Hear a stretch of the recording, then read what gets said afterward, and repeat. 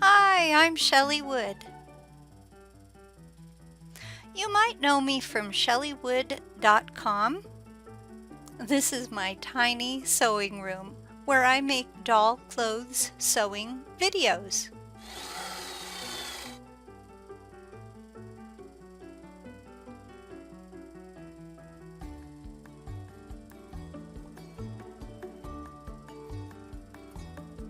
Today I'm going to show you how to do a baste stitch.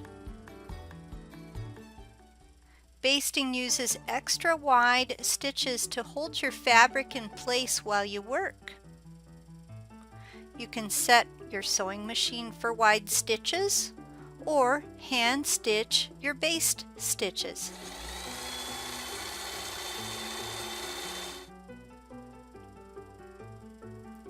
Every sewing machine is a little bit different, so look at your manufacturer's guidebook to give you some help. On the sewing machine that I like to use, the bottom knob regulates my stitch length.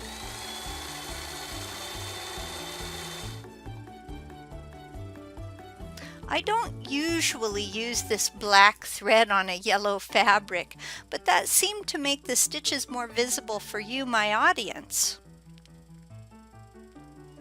So here is an example of a skirt with a petticoat, and the petticoat is made of tulle. Now I'm kind of crinkling it up so you can see it better, but tulle is slippery stuff and it easily slips out of your grasp as you're working. So I'm going to baste stitch the tulle onto the skirt fabric so that it kind of stays in place. And then later on, when I go to gather the skirt, the two will be attached. Now you'll notice that my hand stitches are a little bit wide. These hand sewn basting stitches are about 5 millimeters or a little less than 1/4 inch long. Here you're seeing how I can just keep going with those long stitches. It's kind of like doing a gather, only you can knot your thread and then start again.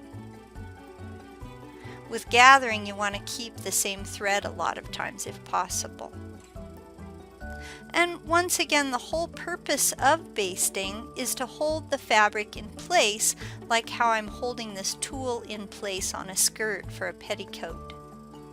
Now that my tulle has been basted, I won't lose the edge of the tulle while I'm gathering, and that's really all there is to it.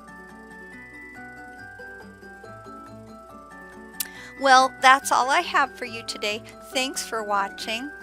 If you like my videos and free patterns, remember to tell your friends about my website where you can find lots of free patterns for doll clothes like this little polka dot dress.